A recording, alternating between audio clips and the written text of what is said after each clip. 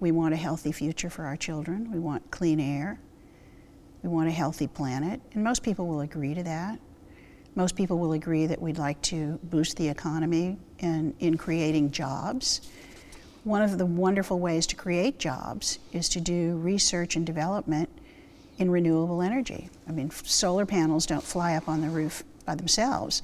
Somebody has to put them there, and they have to be made. And we could have a whole new energy revolution if we focused more on renewable energy. So there are lots of different ways that you can come to the same results without saying this is about climate change.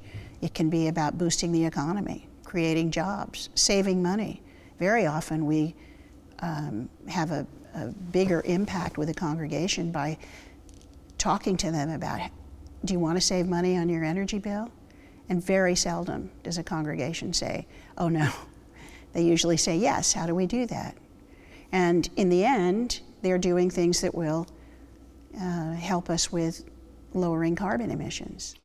We have programs in 40 states. There's an Interfaith Power and Light program in 40 states and one in Washington, D.C. And all those programs work on a religious response to global warming. And the idea is that if your congregation joins, the people in that program in your state locally help you, give you the resources to cut your carbon footprint. And that means saving money as well. I don't believe that we're going to have a healthy economy unless we have a healthy environment.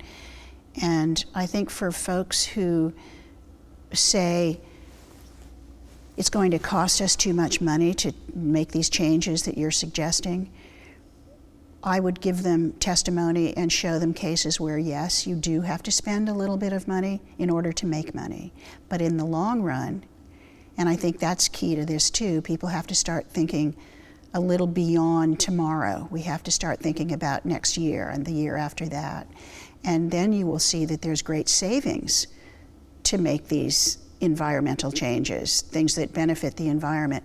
We cannot continue business as usual. We are destroying ourselves.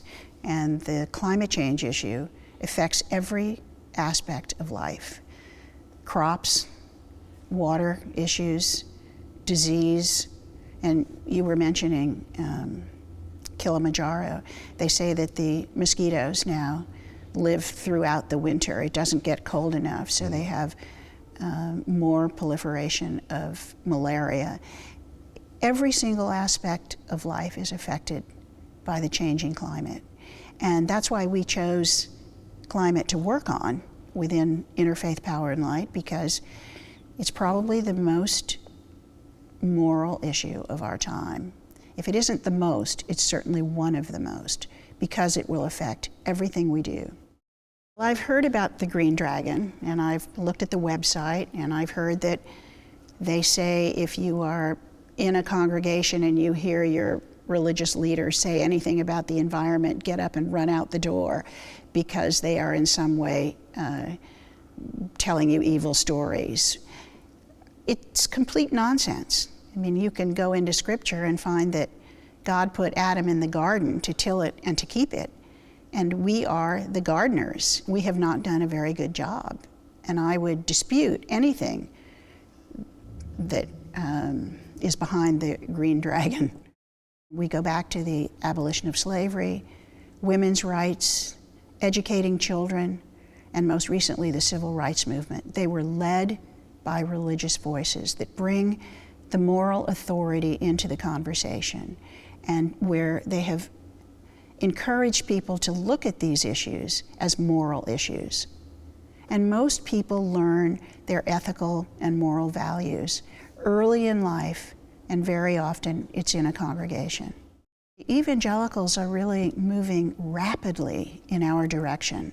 There's a whole movement of evangelicals who care about the future, who care about their children and their children's health. And one of the issues they worked really hard on and had quite a lot of success with was over the mercury coming out of coal-powered power plants. And they have a big influence, and there's a whole segment of evangelicals who are passionate about care for creation. We have 80 religious leaders who are on their way out tomorrow to talk to their legislators. Even if they don't persuade them in that meeting, they may be able to next time. And we now have developed a reputation here, and they'll see us in the hallway at the Capitol or in the Senate building, and they'll say, oh, here come the people from Interfaith Power and Light. And over time, we will have an influence. If we can remain reasonable, if we can point out to skeptical legislators that this is a real issue, it's not going away, they have a moral responsibility to serve the American people. And if the American people want climate legislation and want clean air and clean water, they'll come around. Most religious leaders fully and thoroughly understand that we are the caretakers of the earth. Sometimes they don't talk about it because they really don't know enough. They're a little apprehensive to get in the pulpit and talk about something that they don't know a lot about.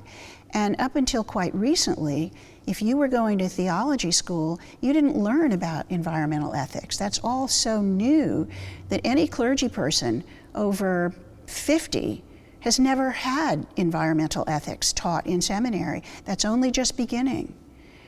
I think that when they are more secure in being able to come up with scripture sightings that reinforce that message, when they understand some of the science behind what's going on with the planet, they'll be much more readily able and willing to get in the pulpit and talk about it. I have never had, now maybe my experience is limited, but I have never had a clergy person sit down with me and say, now Sally, we're supposed to dominate the earth. We're supposed to use our natural resources just any old way we want to, and if we wreck things, so what? That's God's will.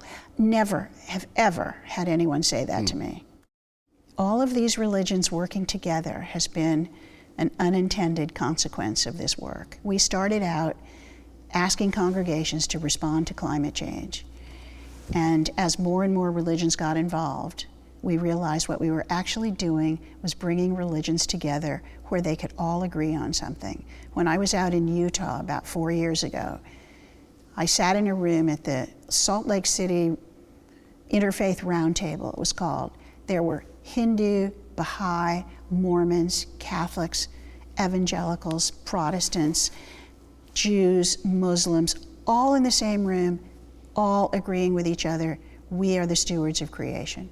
That is as I say, an unintended consequence of this ministry that is hugely rewarding.